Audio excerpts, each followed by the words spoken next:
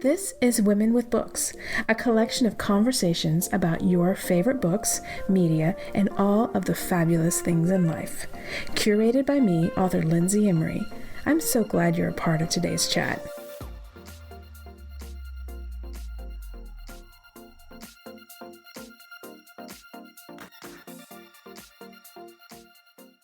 Hey everyone, I'm on week 6 of having my kids home from school because I think we got started a little earlier than everyone else because we had spring break. And I just wanted to give you an update. Miraculously, we are all okay. That is my key word for these days. There are good hours and bad hours during these times, but overall, we're okay. My mantra actually is stay healthy. Stay healthy, stay healthy. As long as we are all healthy, we are okay. So please, I'm sharing this with you. Stay healthy. Be okay. This week, I'm bringing you an interview from the before time. I interviewed my friend Laura Lovely about mermaids and her books and her podcasts. This interview originally was released on her podcast, the Mermaid Podcast, but she's graciously allowing me to share it here because it covers books and writing and deep thoughts about both, and that's really up my alley, obviously. So enjoy this special episode with Laura Von Holt, aka Laura Lovely, and stay healthy out there.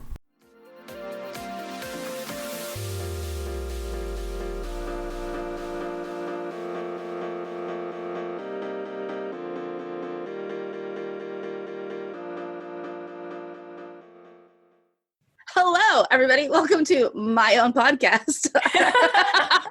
I'm Laura Von Holt, the fairy boss mother. But today I have a special guest who's actually going to be interviewing me. Please welcome my good friend, the idea expert, Lindsay Emery, also author and host of Women with Books podcast. Thank you. Give me those reins. Let me take over. This is the takeover. Do it. Well, I'm so excited that you asked me to take over your podcast. Because I don't know if your audience knows, but you have appeared on my podcast several times. Yes. And I have had you on talking about your books and also talking about my books. Yes. I interviewed you for the Royal Runaway and your podcast, and then we put on the Mermaid podcast. So that's right. That's right. Yeah. We've been like switching back and forth. So, hey, Mermaid podcast audience, maybe you've heard of me, but I was so excited when Laura asked me to do this today because she and I have great conversations off the air all the time. Yes. About her love and interest and high level of knowledge, expertise, really, in the field of mermaids. So when she's like, hey, come and talk to me about my mermaid books, I'm like, yes, please, because I will be able to show everyone how smart you are and also try and also look smart. So just as a background, you were telling me that you have some books. Yes, thank you, Lindsay. You know them, but they might not. I was like, yes. So, yeah, you have, and you've published 2 new books this fall, but you've had some other books besides that. So tell us about the titles of your books, and then we're going to dig into them. Great. So in my romance empire, I have 2 series, and they each have the first 2 out. So the first series I started is called Sea of Love, and the first book came out 2017. I like to publish in the fall. That was called King of the Sea, and it is that is a world that is inspired by The Little Mermaid. It is my version of what happens when the Little Mermaid falls in love. And the second book of that came out this fall, and that was called Princess of the Sea. So King of the Sea is about the father of the Little Mermaid, and Princess of the Sea is about the Little Mermaid, my Little Mermaid. And then I have a second series called Fairy Tale Remixes, which are, they're more contemporary. They're set in New York, and they're about a lot of modern dating, New York flavor. They are also inspired by fairy tales and pop culture. So the first one is called Splash Me. That has a mermaid in it. I mean, she's a person with a mermaid tail. And it's inspired by my favorite 80s mermaid movie entitled Splash with Daryl Hannah and Tom Hanks. That one has a very sexy bent, but a sweet, soft heart center. And then the second book of that has a title which makes everyone laugh, including myself, and it is inspired by The Nightmare Before Christmas, and it's a Halloween / Christmas romance called Pumpkin Pounder. So those are my two series, Fairy Tale Remixes and Sea of Love. And Sea of Love is kind of a historical fantasy, so it's set in the late 1800s, around when perhaps Hans Christian Andersen was writing and inventing The Little Mermaid, and that's kind of like I took a lot of artistic liberty and set the Sea of Love there. So we are going to get into all of those. Yeah. I have known you for like 5 or 6 years now. So long, Lindsay. I know. Yeah. And I have, actually, you're in my phone I have you down as another name. You can talk about all of my secret identities. Can I talk? Yeah. So I have you down. You were, I think when you originally introduced yourself to me, you probably said, I'm Laura Von Holt, but I go by Von Hottie. Mm-hmm. So I think I put you down as that in my phone, and I will never take it out because I just thought that was so adorable. I'm like, I've never had someone introduce themselves to me as Von Hottie before. So I was like, okay, she's also known as Von Hottie, Laura Von Holt / Von Hottie. And then you decided to start publishing. I think your first book you published under a pen name. Yes. Which was Madame de Boudoir. You nailed it, Lindsay. I practiced so many times. It's like you're a native French speaker. Yes, it's like. So you published King of the Sea as Madame de Boudoir, and did you do Splash Me as that as well at first? Yes, and then I rebranded. You've rebranded this fall. Mm-hmm. What is your new name? Oh, everybody, here you go. For the first time, I think I've been on the podcast. Historic announcement.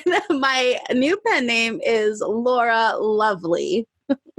Ooh, cannons glitter, yay. So I just thought it was important to share all of the names with your audience so they can at once sit back and wonder at your unending font of creativity. And also know, like, if they see like old social media posts or do a search on Amazon that might still come up as old names or whatever, but they all you. Yes, exactly. You, baby. It's all me. It's like, so just to touch on that, I have a theatrical background. I came to New York to do theater. I ran a theater company for over 10 years. It's still going. I'm just on kind of artistic hiatus. And one of the things that I did when I first moved to New York is it was like right around the time that Paris Hilton was getting really famous and Kim Kardashian. And it was like the tabloids and the magazines were just like them doing nothing but posing in front of places and getting very famous. And I was like, like Kitson. Yeah, exactly. Exactly. I remember. I was like, this is the key to success.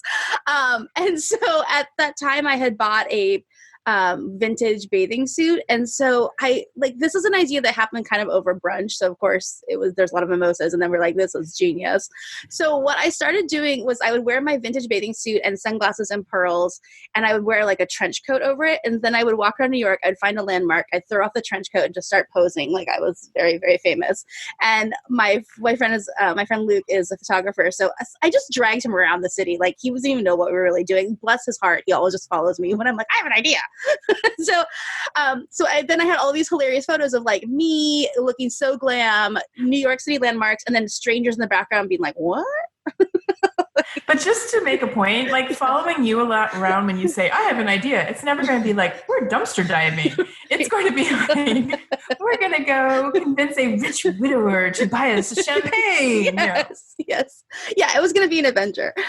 So I did that, and then I took those photos and I made calendars for them. So I sold pinup calendars from them. And then so for a little while I was like, kind of a nightlife figure. It wasn't like Studio 54, but I was all over. And then I kept I got interviewed for this. There was Current TV was this internet web channel thing. And it was really cool. I got they interviewed me and followed me around Coney Island while I took photos. And I kept getting kicked out of Coney Island because I wasn't an official Coney Island personality. And then, and I kept taking photos, which like I now was like, oh, that was kind of illegal. But whatever. Like I went to like the top of certain buildings and took photos there. And then the last calendar I did, Luke had to go to Paris for a wedding. So I was like, oh, me too. I'm coming. And so we went to Paris. And so then I like literally walked all around Paris and then just kept throwing off my trench coat in Paris and doing like Bon Hottie in Paris. And what was the French reaction to this? Oh, so blasé. Like even in New York, sometimes when people look at you, but they're not going to say anything. And in French, it was like the French were just like, it was less than nothing. But because, of course. Yeah, exactly. Of course she's throwing off her trench coat. Exactly. Because like, at least like in America, we still have like some puritanical values. So people are like, whoa, a lady showing off a bathing suit, like, like in French, they were like, oh, she's not even costume. Right. She's not even topless. Like, right.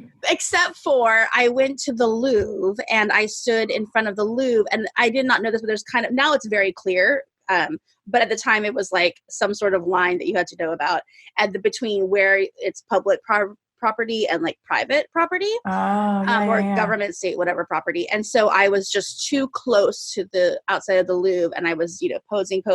And of course people were coming up and taking photos with me. That like always happens. And then I was escorted off the premises because in French, and I have speak like high school French, so I could not really understand why. I just knew that like, I gotta go. So I escorted off the premises. And my favorite part is that, on the other side of the invisible line is where all the guys selling trinkets and postcards and stuff are. And they're all like, they obviously know about the line because that marks the line where they can sell commercial goods. And I was taking commercial photos. So then they're all yelling in French. Like, I can't really understand, but they're obviously defending me. Like, she's just taking a photo. Like, let her take a photo. So like, it's like French, but it's my New York mind was thinking, they're like, yeah. What's she doing? She's just taking a photo. She likes taking a photo. She looks good. Let her take a photo. But like the French version of that. And then would they throw Beyonce out of the Louvre if she took her trench coat off? But no. Beyonce would also had a press rep who would have made prior arrangements. So, and then I will just say, I'm not going to admit to this, but maybe perhaps I might have gone back inside the Louvre and maybe perhaps I took some more photos. Unfortunately, the lighting was really terrible and they weren't like really usable, but I may have. You made some security guards' day though, when they were reviewing.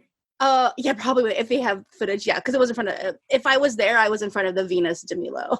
So, like, if I was there, I'm just saying that Dan Brown should have used this when he was like, no, like we distracted them by using a pinup girl while we were over here stealing.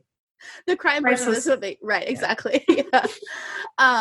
So anyway, hold on, I'm gonna write that down. Write that idea. Yeah. So the whole Von Hottie thing was that I think it's something that still happens today, but it wasn't.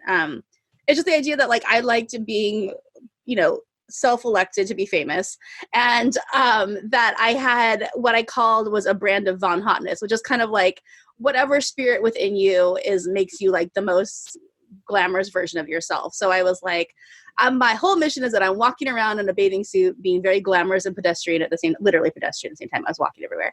And then I was like, my mission is to inspire people to be more themselves. And so I, sold these calendars. I had a merch line. I had underwear and t-shirts. I think one of the first things you sent me like a Christmas package or some other kind of package, and it had some Von Hottie merch in it. Yeah. And again, I remember being like, I didn't really know you that well at the time. And I'm like, she sent me some thongs. I forgot about that. I don't know. You sent me something. And I was like, this is really cool, though. Like, I like this. I like having a friend that has her own merch. Well, I can't start anything without starting an empire. Like, it's just not going to be worth it to me to start if I don't have an idea for at least like 4 other revenue streams or like ways to dominate. So just as I'll give more, I'll go ahead and say it. But when you're telling me all these stories and we're talking about all your pen names and stuff and this whole like revealing who you are, dropping the trench coat, bathing suit, pearls, sunglasses, I've seen the photos. It is very much has a mermaid vibe to it. It has a mermaid energy. Yes. Like, yes, you had that from the beginning. Yes, like, it had the pearl. the pearl necklace was like called Pearls of Wisdom because all of the calendars had little bits of advice, and I had like an advice blog where people could ask me questions, and I was like, it's very much like I'm going to reveal to you my true self. Yeah. I'm going to shift between identities magically. And I know that's some of the conversations you and I have had about kind of the iconography of mermaids and what it means to people. But I think right there it shows you've always kind of been developing those theories of identity and hidden identity and letting your true self fly and becoming famous. Yeah. Well, and I think one of my inspirations has always been there's that Botticelli Venus painting of like the shell, and it looks like it almost looks like she's surfing onto land. But I mean that she's just in the water. But to me, she's like there's a lot of onto movement land in that photo, right? Yeah, so she's surfing onto land, and it's like this goddess revealed in a seashell, with, like flying hair, and it's like, what's she gonna do? Well, she looks so blasé. Yes, like I am coming on the wind, and this is just the thing I'm doing on a Tuesday. Yeah, yes, casual Mermaid Tuesday. So I don't know how. So that was Von Hottie. Yeah. And okay. So you became Madame du Boudoir. How were you inspired to do Madame du? Oh, so that is where I think again, like a theatrical background plays in that. Is that I knew that I was going to publish King of the Sea, and then I needed a pen name. Because just so for people who aren't familiar with publishing, when you're publishing, I plan to publish with multiple genres. And so it's for your readers. It's better if they know that like this name means this genre is what you're getting. So I wanted a romance pen name. And then I think it was just that what I was thinking about was like who was telling the story, and like I knew it was gonna be very like rich and like very, purple prose and like flowery things and like this wild mermaid world. And so I wanted like the idea of like a woman who was like kind of like Von Hottie, but I didn't think I should use Von Hottie, but like somebody who was like, I have this story to tell you and it's completely true. I love about mermaids. So I invented the character of Madame de Boudoir, which literally just translates to like Lady of the Bedchamber. But I feel like it's just France.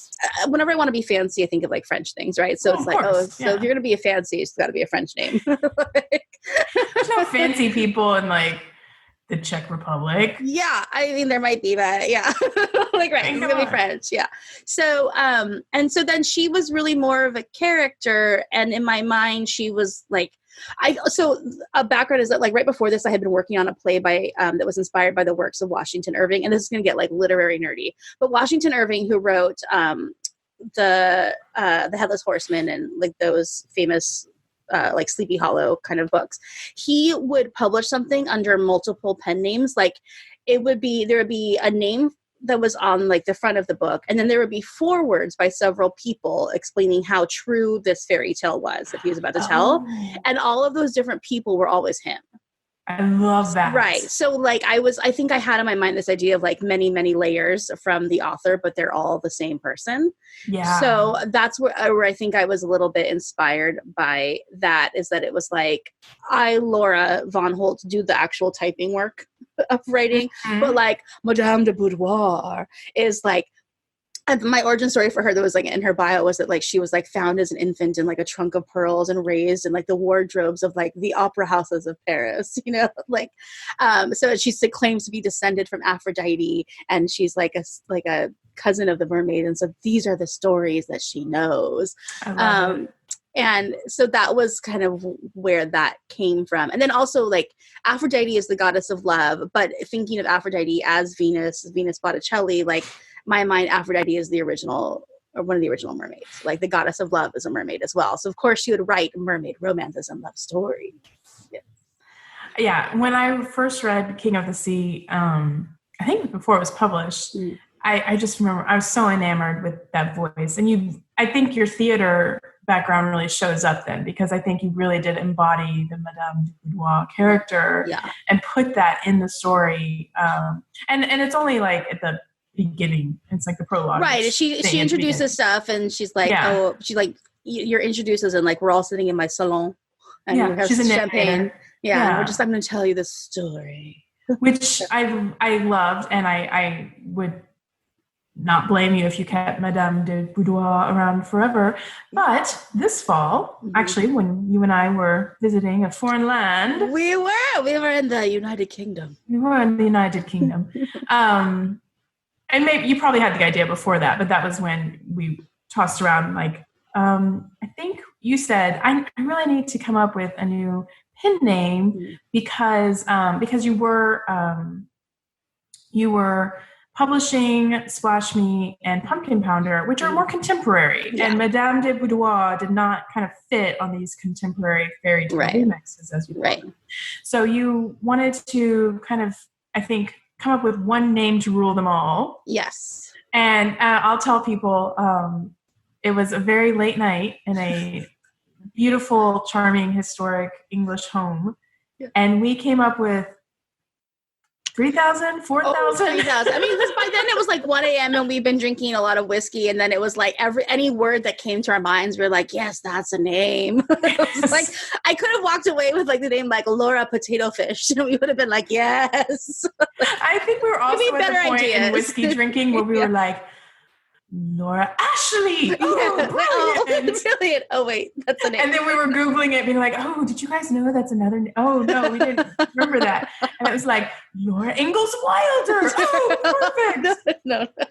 And we weren't quite getting that there were also other Lauras in existence. Yes. And I think we were trying out other first names. I think you were open to all sorts of things, not just Laura.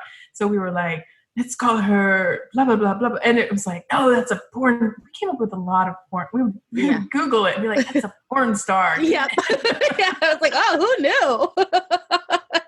So I think we were like, Sinclair Ashley. Or, I don't know. And no offense. I mean, these insults are all different names. Yeah. Porn stars. I mean, you guys have amazing names. Amazing names. Should also be used, for a different kind of romance. Yeah.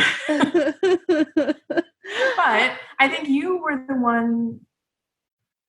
I don't know. I don't remember us talking about Laura Lovely per se. Maybe you did. And like you went to bed in your room at the top of the house. Yes. And like it was the oldest part of the house. It was from the 1500s. It was so appropriate for you. Like this fairy tale bedroom, like up in a tower. Uh-huh.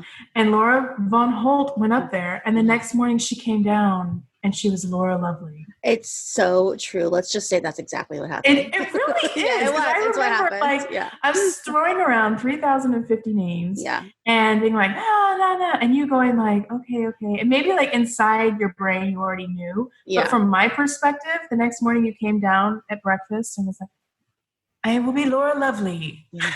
You're like, yes. Yes, it was like a prophet coming down. I mean, like, and I henceforth declare that I shall be known. And my new cover shall all have this name. We all went, thank you. Bravo. Yes. Thank you. Yes. In my mind, that's how it happened. I think let's just say that's how that happened. That's pretty much what happened. I think I was just Googling words. I think I was looking up because I like the idea. Since Madame de Boudoir is like, it doesn't have the word love in it, but it has like the art of love in it, So I was like, something that had love in it might be good. And then I found Laura Lovely. And here you are. And here I am. LauraLovelyBooks.com. And it's set for another 2 years. At least until I have a whole new identity change. And I'm like, no, this is who I am. Yes. So yeah, maybe you can get it was only because we couldn't get the website to Laura Ingalls Wilder. It's so true. I don't know who has that name. Well, now you are Laura Lovely, and that is officially on all of your books now, right? Yep, they're all recovered. So if people out there want to find your books, they need to go to, and I just did that this morning. I was like Amazon.com space Laura Lovely, and they all start coming up. Yeah. And so now, like you said at the beginning, you've got 2 series. Mm-hmm. One is the contemporary fairy tale remixes, and the other one is what's it called? Something historical fantasy, Sea of Love. Sea of Love. I was trying to say Kingdom of the Sea. I was like, no, that's close. Not it. There's I mixed them all up. Yeah. Sea of Love. So, because we are on the Mermaid podcast right now, I thought we would talk about some mermaid topics. Let's do it. Okay. Yeah. So there was this movie called Little Mermaid. Oh. You might have heard of it. Is it by Laura Ingalls Wilder? Yes. Well, it's pretty much that old. It came out in 1989. The movie came out in 1989. Yes. The original animated movie came out in 1989. Yeah. And I don't know if you know this, but it was loosely based on a fairy tale by Hans Christian Andersen that was first published in 1837. Whoa. I know. Mermaid podcast people. Oh, I can be educational too. Yeah, thank you. I'm going to be educational. Yeah. So, there is a generation of people that only know the movies. But some of us remember a time before. And so I was wondering, like, where on that generational shift did you know of the fairy tale before you saw the movie? Yes, I'm like of the one of the last generations of people who like remember mermaids before The Little Mermaid, I think, which is totally fine that people start with Little Mermaid. The movie is a great place to start. But it's kind of like that thing too of like, I think, like, I remember when I got an email address. I remember like when I got a cell phone. It's like I remember when there was not a Disney mermaid. There was life before and life after. Yes. So my first real memory of like a mermaid stories is I think I had a couple of like beautifully illustrated children's books that had some version of Hans Christian Andersen's fairy tale. And I remember we also had this like encyclopedia. It was like several encyclopedic books that were just fairy tale collections. And I like wish we had kept those because they were like blue and gold, and I'll never know who they were by, but I remember a lot of the stories from them. And I remember that had a Little Mermaid version. And then there is something that if you guys should YouTube this, Fairy Tale Theater. Oh. Yeah. Okay, so it was like, I think it was like a TV show. I feel like we watched them on VHS from the video store, or maybe they're on TV. I don't really remember, but Fairy Tale Theater. And Shelley Duvall was the host, and she would always come on and say, "Hello, I'm Shelley Duvall." And she'd be like in another outfit. Now that I'm thinking about this is where this is where like everything comes together. Hello, I'm Shelley Duvall. But she was always like something besides Shelley Duvall, because Shelley Duvall would then be one of the characters in the fairy tale. And so it was like, it was like a movie. Totally, this is all coming together now. So it was like a movie, but it was also kind of staged more like a play, but it would be a different fairy tale every time. And so I loved Fairy Tale Theater. And they did have a Little Mermaid one, and I can't remember who plays the mermaid, but it was great because like even though they were so low budget, like it was, the sets were like plays almost, it wasn't like a full movie. They still did a lot of underwater stuff for the Little Mermaid, but they weren't underwater. They just did some like really amazing like basic stage tricks. And I think probably it was just like a blue water background, and then like I think like a paper version of her swimming, but they somehow had her face too. So there's like she's on a rock and she's like, oh, you can't see me if you're on a podcast, but she's just kind of like looking around, and her hair is like kind of floating a little bit. And then like the mermaid moves a little bit. And I think it was just like, they were doing like stop motion almost. So it was very basic stage tricks, but they still got like the underwater feeling for the underwater parts. Do you do show notes? Yes, I'll do show notes and put those. She will put this in the show notes. Yeah. She didn't give me the reins to those, unfortunately. Yeah. Sorry. I'll do that. So that was one of my first memories. And then I feel like, I know the movie came out in 1989, but I think I really saw it a little bit later, like maybe 91 or 92. I do remember we had a VHS copy of it, and my brother, who is 5 years older than me, was always watching it, and I was like, you don't like this? And then I realized he totally had a crush on Ariel, and she just was like a girl swimming around in a bra, and I was like, ew. But like it was on in the house a lot because my brother liked The Little Mermaid. That's interesting. I haven't heard that before. Yeah. Sorry, just sold him out. His teenage crush, whatever. Who else? Tell him not to listen to this one. Yeah, he doesn't listen to the podcast. It's fine. But yeah, so that was my like early experience, is like Hans Christian Andersen, and then other mermaid fairy tales, which I don't remember the full story, is just kind of like the tone and the gist of some of them. Yeah. Well, and what's crazy is that for those of us who do remember or have read Hans Christian Andersen fairy tales, is that they you don't realize until you become an adult, I don't think, that they are really dark and gory and have all sorts of hidden meanings in them that you didn't understand when you were a kid, and your parents just were like, well, here's something for a kid to read. Yeah. Like, I think the little Hans Christian Andersen version had like, they were supposed to murder sailors. Yeah. Weren't they?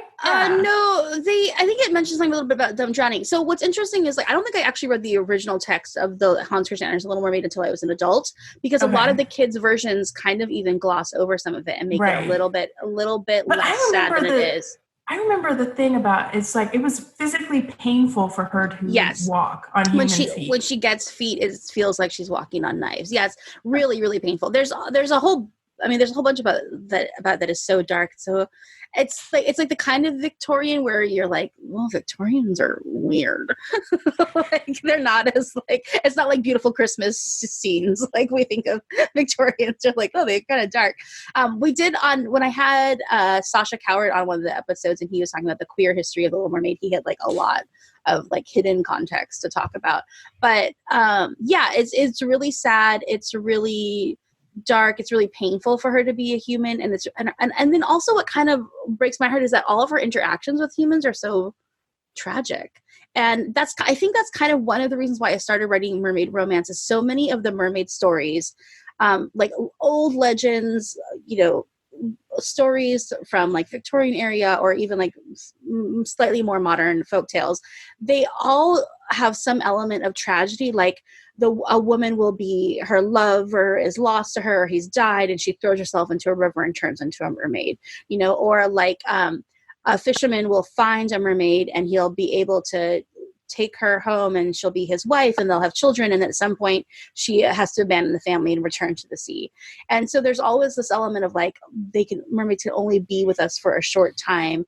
And the whole interaction, the whole experience is at some point couched in tragedy. And so they're beautiful stories, but I was always like, don't they just get to have a nice time for once? Maybe. Yeah. I don't know which. I find it so fascinating because it's, as I think you and I have talked about in that episode you're talking about too. I'm sorry, I forget his name, but the undercurrents of kind of the queer aspect, the misogynistic things. I think those of us in the 21st century, we see that and we want to fix it. Exactly like you said. We're like, we want to give those people a happy ending. We want you to be whoever you want to be. We want you to be able to love whoever you want to love. Yeah. Live wherever you want to live. Have whatever collections you want to have. Get all your treasures. Which I think is interesting because of authors like you. Because of that, authors like you are wanting to give them their happy endings. And then what that means in today's book world is turning it into a romance. Yeah. I think. Right. So I think that makes sense that the next evolution of the Hans Christian Andersen fan fiction, essentially, that started with kind of the retellings that we saw as a kid, and then it became Disney-fied, and then we're working up to, like, we love the fantasy part, but we really want to create a world that we would want to live in. Yeah. Which is very interesting to me. I do think when I was kind of doing a little bit of this very scholarly research for this podcast, I was thinking about Hans Christian Andersen and wondering, like, what do you think he would think today if he saw, like, his story being transformed the way it has? I don't know. I mean, a Hans Christian Andersen scholar, like the Hans Christian Andersen Institute, might have like a very specific answer, but I would hope, just from his own like life experience that we know, I would hope that he would be happy that like because what he was writing, if you want to take it as a little bit of an allegory, is like it was a lot about the pain of like not of unfulfilled love and the pain of not being able to be who you are, and the pain of being othered from the mainstream world. So I'd hope he would be happier that like there's more available, there's more that's acceptable or tolerated, I guess, to people and to be how they are. I mean, also from like a mermaid mogul standpoint, if 40 years from now I knew that like my one story had inspired like a multi-bajillionaire empire, I would be like, you're welcome, everyone. And And where is my check? And where is my check? And my estate will be contacting you for my check. But no, because of The Little Mermaid has inspired so many pieces of fan fiction, so many other pieces of medium. There's almost every mermaid story that comes out now has to acknowledge Disney's Little Mermaid and Hans Christian's Little Mermaid in some way. It's just a progenitor of any mermaid story now. So yeah. Well, that actually leads me into my next question very well. Your books, King of the Sea and Princess of the Sea. Yeah. What were your influences there with regards to, so if we have a spectrum of Hans Christian Andersen to Ariel's Dinglebopper or Dinglehopper. Dinglehopper. Where do your books fall on that spectrum, and like what influences did you pull from both? Sure. I think mine would go on like a slightly different branch. So the first point too that I want to make is that for people who aren't as familiar with the romance genre, like some people have a conception of it as like Rippus Botters and Fabio, and they don't really know what happened in the books. But like one of the things the reason why I chose to write romance genre books is that the premise of a romance is that it will have an emotionally satisfying ending. It will have a happy ending. And the thing that I love about the romance genre is that the whole point, it's not just a love story of like person A gets with person B, but what it talks about is that both characters by the end of the book have to have a vision of their lives, which is wholehearted. So it's not just that like they fell in love and now they make out a lot and it's great, but that they are partnered, that like they have reached a vision of their life that where they are their fullest selves, they are their most complete, they are their best selves, they are the most accepted and partnered in that version of themselves. Like there's nothing they have to change unless they're being a jerk, then they have to stop being a jerk. But the idea of romance is that two people get together, but the life that they create is something that is wholehearted, and there's like plenty of room for like happiness and possibility within that. So that's why I think it's a great genre for mermaids, because like I said, I wanted to get away from the tragedy of it.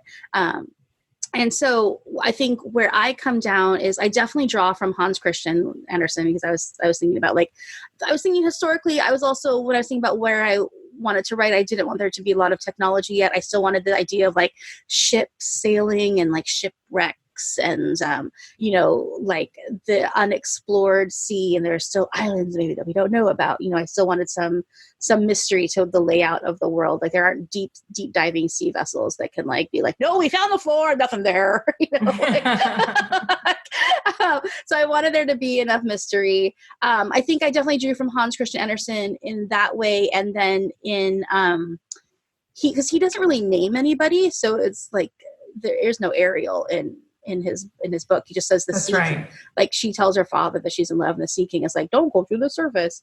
And so there's like not a whole lot about the world, although she does have a grandmother, I think, that she talks to a little bit, and there's like little hints of that undersea world, but not a lot. So I just took kind of some little bits from there and then imagined what it might be. I think I drew from the Disney version in that like I always found Triton with his silver hair and broad chest to be very attractive. So he is a very virile figure in my mythology. And I also took, when they named the King Triton in the Disney version, they're drawing from a Greek mythology. And so when I was a little girl, my grandmother would read a children's book of Greek mythology to me. So I knew the pantheon of gods and goddesses. So I was drawing from the idea of a Greek, I don't know if he's technically a demigod. I call him a demigod, but he's part god, who's the merman that can like rule the sea and, make water do things and control the elements. So I was drawing from Greek mythology in that.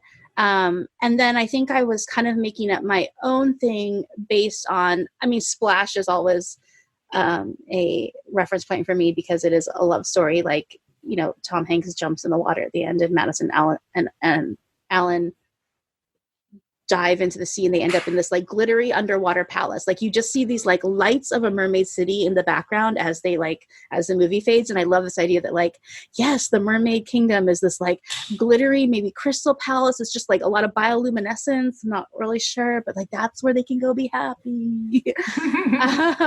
So I was drawing from that. I mean, and then also it was a little bit of just like straight up fan fiction of like, look, guys, Triton's really hot, but he needs to change his mind about humans. Okay. Oh, I just made a point with a mermaid pen, as I said. Yeah, she's holding, for those listening, she's holding a pen that has like a mermaid tail, and she just pointed it at me. He just changed his mind. He needs to change his tail.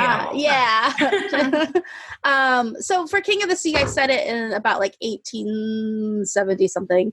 And what I wanted to, I have this, to me, is a family saga. This is like when the Little Mermaid falls in love with a human. So this is the other thing that I get angry about. Okay. This is where I'm going to get on my soapbox, is that whenever there is, now to the unpopular opinion portion. Yes, thank you. Hashtag don't at me, but go ahead and at me. I'll talk to you about it.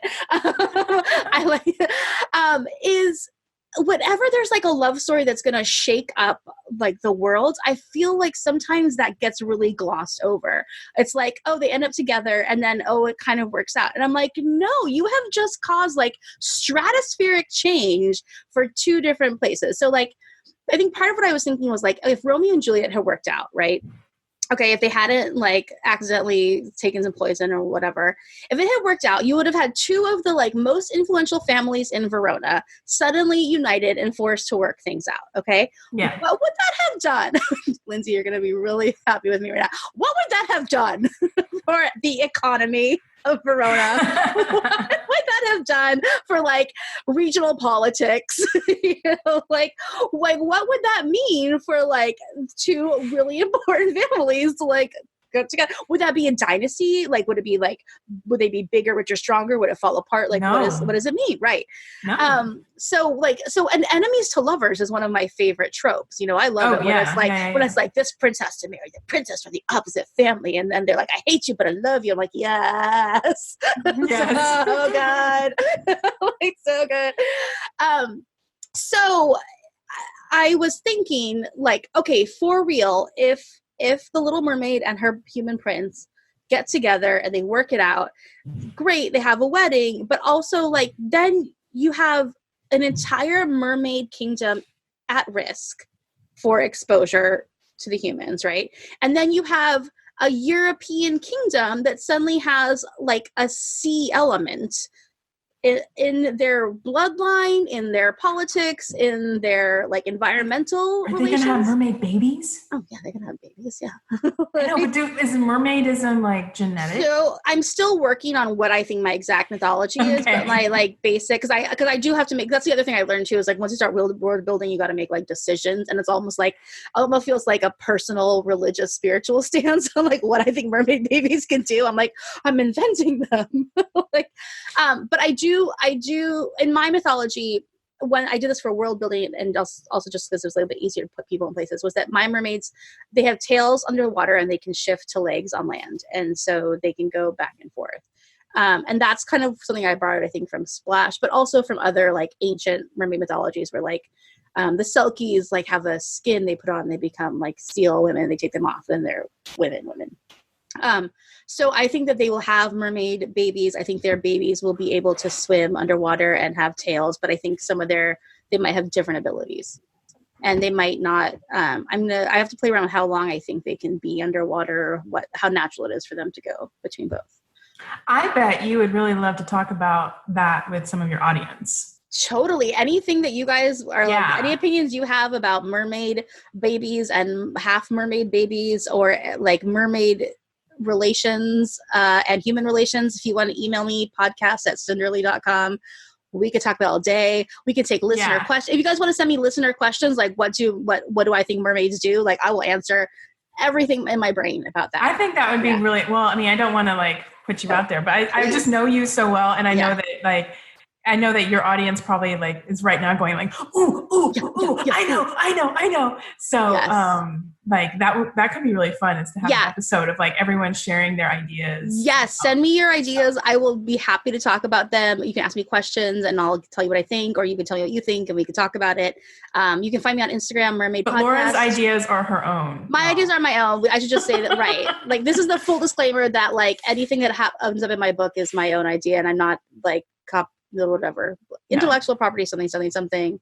Yeah, she's talked to me about it already. I know she already had the idea. Yeah, exactly. But I would love to hear what you guys think, and I would love to like talk about what you guys think. Yeah, I know that really would be exciting because all of this is because, I mean, as far as we know, mermaids are probably fantastical. They're probably, and so, or if they are real, we don't know much about them. Right. So all of this is like imagination and I hate to say this word, but fan fiction. I think you might have used the word already. Yeah. Or I might have.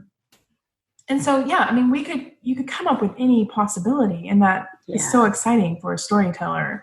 And I think why the audience wants to keep thinking about them and talking about them is that we could be whoever we want. We could we only have to dream. Oh my gosh, that sounds very Disney right there. But I think you're actually getting like it's something I talk about like almost every podcast guest, but something that I think too is that when you look at the history of human fascination with mermaids, there's the idea that there's like people like us under the water is like kind of like beautifully self-involved and arrogant, and that like, oh, if it's happening on land, it must be the same underwater. Obviously, there's people up here. There's got to be people down there. But the whole history of our interaction or fascination with the idea of mermaids is like, what do they do? And what are they capable of? And how are they like us? And how are they not like us? And I've said this before, but I think this is an idea that is very, very old, and it's definitely prevalent in a lot of like medieval kind of stories. I was talking with Sasha about how like the ocean is to people in past centuries like outer space is to us now. Like we can explore and voyage in it, but it's completely unknown, right? And so before people could go out of this planet, like the ocean was the complete unknown. Like there were edges to the maps. They're like, we don't know, so we put a dragon there. What's there? I don't know. And so I think that also I think the sea is a mirror, and I think that mermaids are ways we think.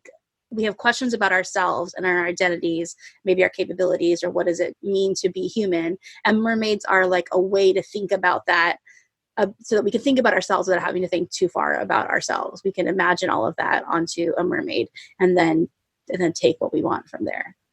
I love that. Yeah. I love that so much. I know that podcast is probably running long, but you and I could probably talk for hours about this. So I do have a couple more very important questions. Yeah. Okay. Yeah. One is, this is very, very important. It's highly controversial. Great. In Hans Christian Andersen's story, did the mermaid have red hair? No. That is a complete Disney invention. Does she have red hair in your books? No. Oh. Mainly because I was trying to. You're canceled. I'm canceled. Sorry. Wah wah. No, she does not. Mainly because I wanted to. Well, so the irony of that is that everyone in my life knows that I love redheads, and the fairy tale remixes. There's a redhead in every book because I just like redheaded men, especially with beards. And in my mind, Triton before he was silver was redheaded. Yeah, definitely. Yeah. And the Little Mermaid's name in my mythology is Amarine, which is a word for aquamarine. Aquamarine is a great mermaid movie.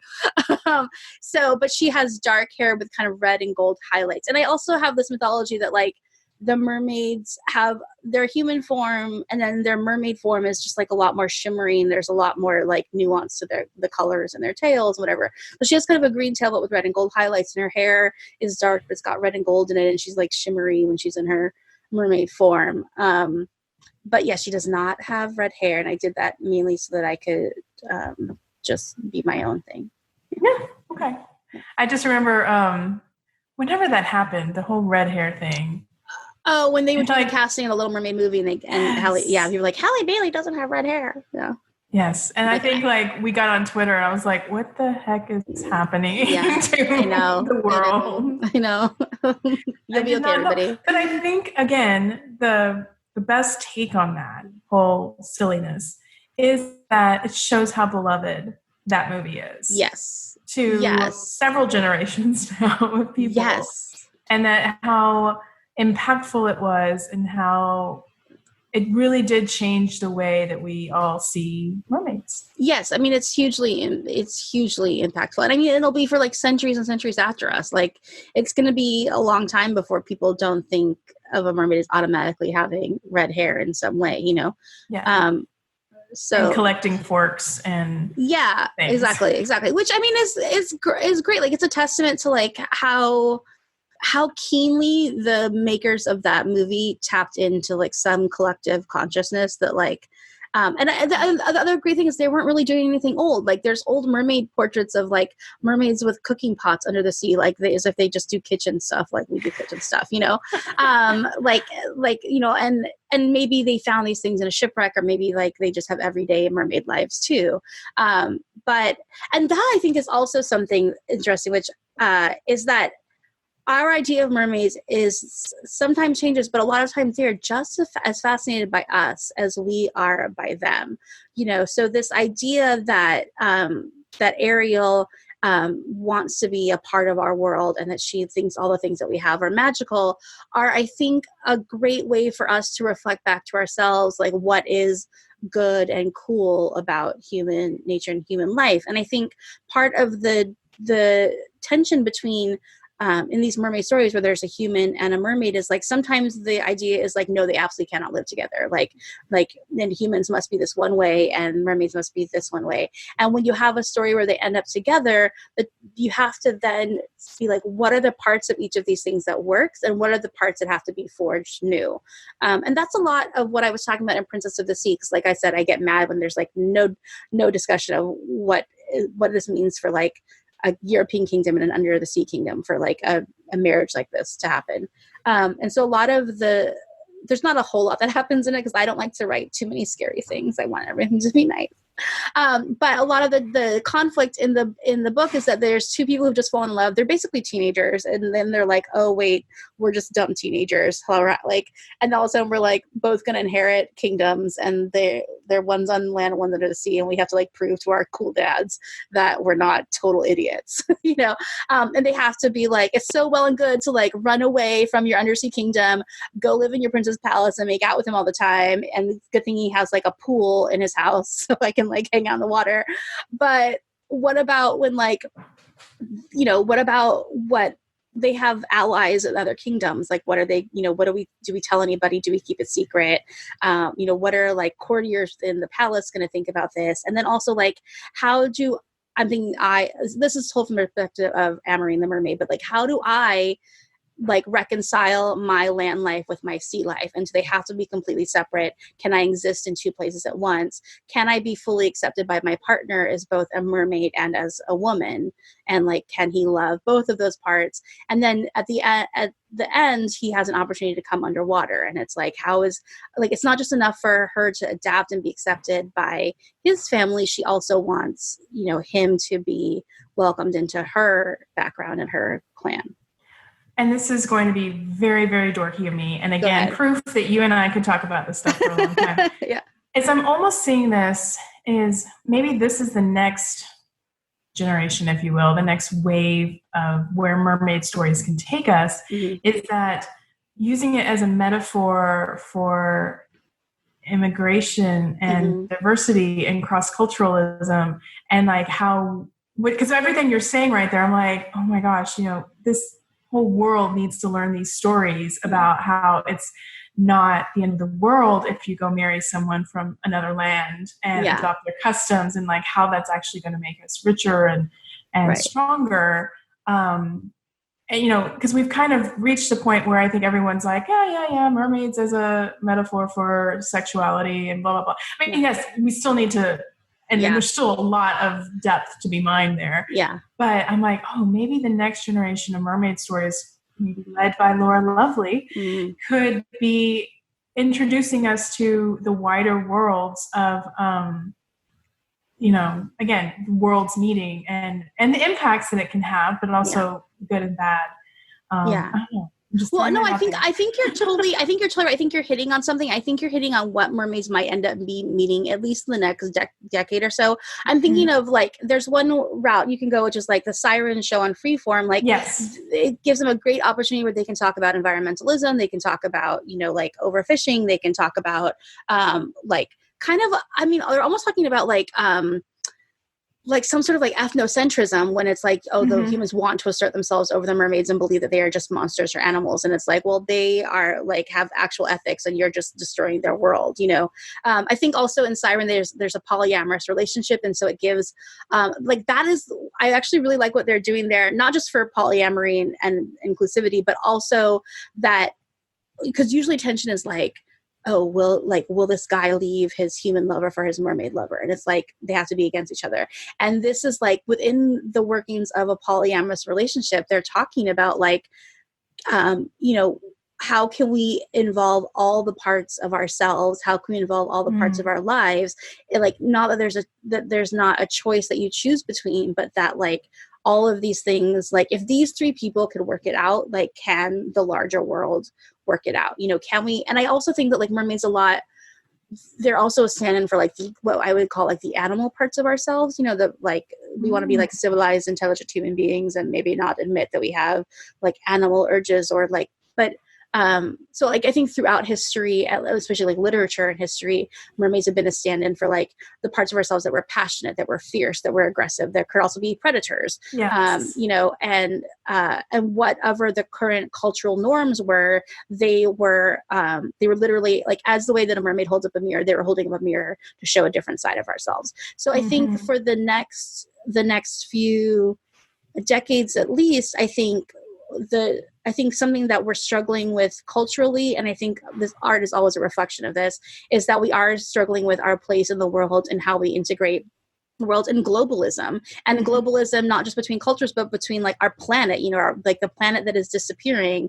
And you can use mermaids as a metaphor for like the planet that's disappearing, like the parts of nature that are going away, but also like do we come back to that parts of ourselves that we save the planet, we save parts of ourselves. And then I think also like I hope the vision of the world is as the world has always been global. There's always been, like the history of music shows this, like every instrument came from somewhere else and it got played by somebody else. And then we got this music and it never came from one place, right. but our food always came from someplace else. Exactly. Like it's always been a culture of sharing around the globe. But as that gets like easier with travel and with technology, I think there's a movement in our world for isolation. And I think the reality of the world is that we are moving towards real globalization, of like real inclusivity, of like we can't, like one country cannot stand alone from the others because we have to work together to save the planet that we live in. You can try to go and conquer space, but we're all going to end up out there anyway. So you might as well just like work together. But I think also what people are looking for in their lives is this idea of wholeheartedness and fulfillment. We don't have the same social strata that we used to with like English with peerage. Like there's a monarchy and then there's a lord and there's vassals and serfs. This is a very American idea that like we're all equal and there's opportunities for everybody. But when certain social strata falls, we're left with a shifting identity about what our place is in the world and what it means, and also what our identities are. And I think mermaids again let our imagination wander and show up this mirror to us that we can decide, like, do I want to keep like just this human self this way, or do I want to think that maybe there is another way out there? And like, if I embrace this mermaid idea of myself, can I be the most wholehearted version of myself? Can the world be united? Do we have to be one or the other, or can we be integrated? And I think, I think there's a lot of like, religion is not what it used to be for people. There's like a spiritual sense that people are looking for. And I think some of the ways that like like cosplay and fantasy fiction and like Harry Potter, like those have come to, like fantasy ideas have come to replace some sort of like spiritual touchstone for ourselves as we have a shifting identity. And like I think we always want some sort of sense of like good and evil and ethics, but in a world that's changing, it's hard to figure out where that is. And I think that's part of the reasons why like mermaids and unicorns and fantasy are so big right now, is people are, one, there's a nostalgia for like a simpler time and like a childhood fantasy, but I think also people are looking for like signposts or touchstones in what they want the world to look like and what they want their place in the world to look like. Right. And that's why I was going to kind of bring it all back together, which was that's the duality, right? Yeah. That's the duality of this podcast. That's the duality of your books, of Laura Lovely books, that we have these fairy tales. You write contemporary or historical fairy tales that can give you ways to work through stuff. Pardon me, my dog. Pets on the podcaster, good luck.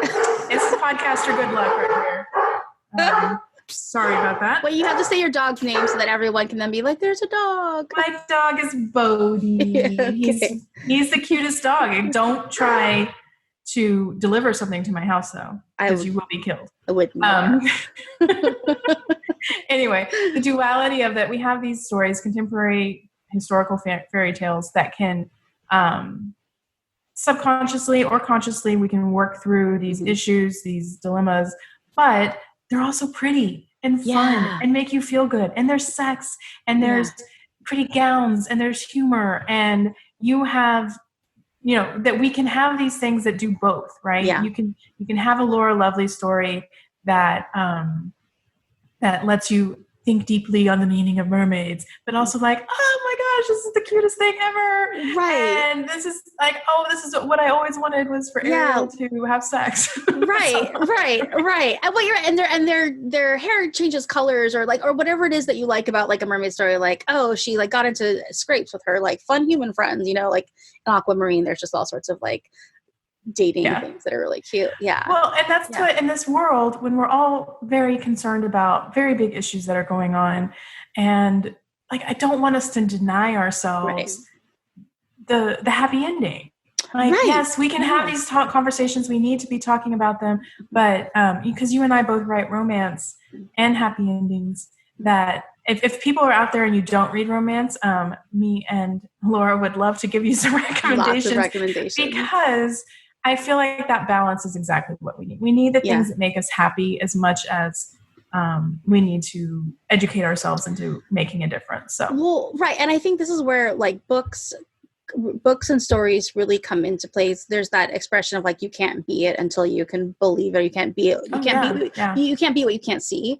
And I think that's where like books and stories come in, is that like, if you can imagine a world, then you can make it so, and then also that like, to me, it's the idea of the world getting better is exciting. Oh, yeah. Oh, that's totally me. I would do that. Like, and that, like the more creativity and joy that we have in our lives and around us, like hopefully like the better and more creative we will be, and the more that we will make the world better and more creative. And so like, I think something like a story where, a mermaid's doing something, or there's like you read about like made up kingdoms, but like just that like world change doesn't have to be dreary or like or boring or anything. And that like the way that we can envision like a different world for ourselves is like a fun process.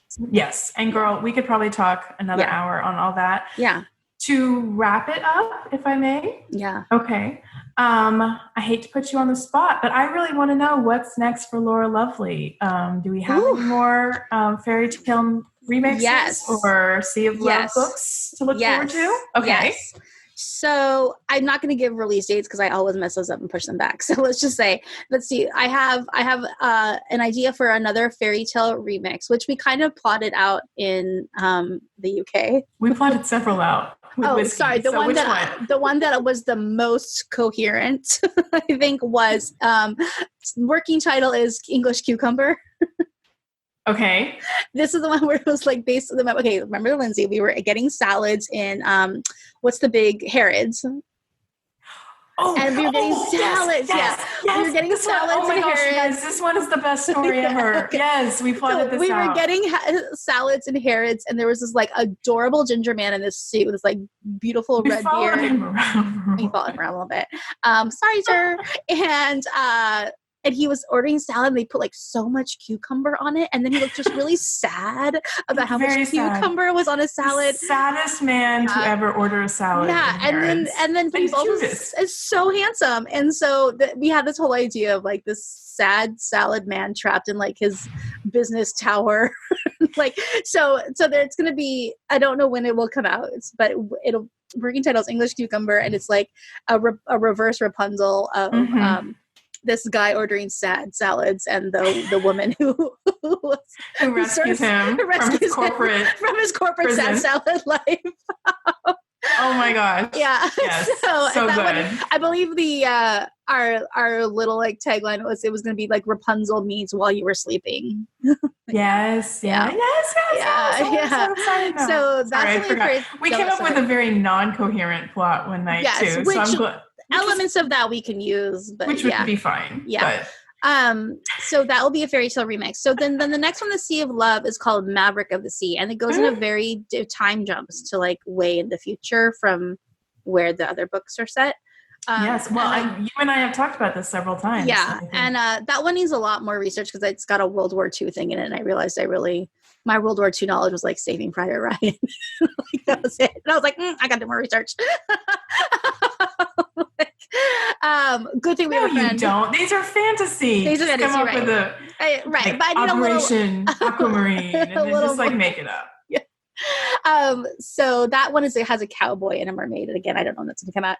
And then very secretly, and I don't know if this will ever be under Laura Lovely or my own name, but I am plotting a more of a just kind of straight up fantasy, although it's got a little bit of like real. I don't know what to call it because it's not magical realism. That's like a certain tradition, but like I would call fantasy. Yeah, just fantasy, real life that goes into kind of fantasy. But that is the mermaid book, and I don't think that it is romance. But it will. I can't really tell you. I don't know. I don't know if you can help yourself. It will have a happy ending. Yes, it will. Yes, it will. Yeah. I can't not have a happy ending. It will be someone. I know that you've said the ending. You told me what you thought the ending was. I was like, yeah, you'll make it happy. I'll make it happy. Someone will have self-actualization. I can promise that. There you go. So yes, that one I'm not going to talk about because it may be my big blockbuster hit, and I don't want anybody to steal it. But no, it's. I mean, I might steal it. But. You go ahead, Lindsay. Okay. That's all. We have the same brain.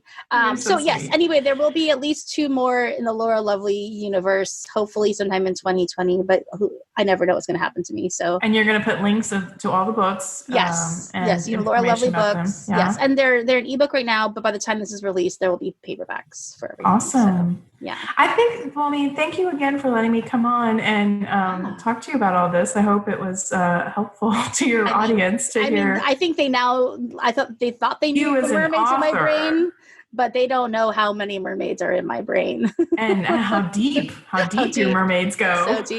So deep. Well, thank you very much for having me on. And can I plug something? Yeah, go plug everything. Yeah. Oh my gosh. So let me plug. Yeah. I just had, like I said, if you've heard me on my podcast before, Women with Books, I also have a new book that's just come out. It's the second in my Royal series. My first one came out last year, The Royal Runaway, which follows the aftermath of a princess who was left at the altar. And as she goes on adventures to try and find out why the hell that groom left her at the altar. And then my second in that series came out this November. It's called The Royal Bodyguard. And it is another princess in that same royal family. And she's also been in hiding. And you will find out why she's been in hiding and why that darn bodyguard won't leave her alone. Oh, so one of my favorite things about Lindsay is that, first of all, there's like a kingdom. So you get like this history of a kingdom she made up, which is like great. And then there are like kissing, and then sometimes there's like dead bodies. And so it's like, it's everything that you ever wanted in one book. Yeah. Kissing, explosions, grandmas with swords. Yes. ancient castles. I really, especially with the Royal Bodyguard, the one that just came out, I really leaned into, I love like house porn. Yeah. I love looking at properties. So I was like, you know what? My princess has, and her mother, the Duchess, they have properties all over Europe. And let me just like take you there. And oh, we don't have anything to do right now. Let's go to a new property. And So good. which I think fits into the story. But I was just like, how do I get people from one fancy house to the next? Ooh, that just gave me a good idea of like, if in my kingdom, like when the prince and the mermaid like go everywhere, there's always got to be a body of water nearby so she can swim. So then what houses become abandoned because they don't have water nearby, and then what happens to them? All right, we will go there. But everybody, please do email me with like whatever you want me to talk about for like mermaid mythology and mermaid babies, and any questions you have, I'll answer them. But my ideas remain my own. Yes, I'm sorry. No, it's fine. I'm sure there's a copyright issue, but I'll just talk on the podcast about whatever people want to talk about. So, yeah. No one wants to externally process your ideas more than Laura Von Holt. I want to talk about all your mermaid ideas. As you can tell from this podcast. Yeah. All right. Well, Lindsay, thank you. Everybody go listen to Women with Books. And then you know what to do about this podcast. Just go subscribe and share it and tell all your friends. And lauralovellybooks.com and mermaidpodcast.com. And me, what? You're doing great. Oh, I also have You're Doing Great. So many podcasts. So many podcasts. Okay. All right. Thank you, Lindsay. Thank you for joining me today. If you love this conversation, please leave a review or consider supporting the podcast at the link in the show notes. For a list of books discussed in this episode and other fabulous content, sign up for my newsletter at womenwithbooks.com. And remember, keep reading.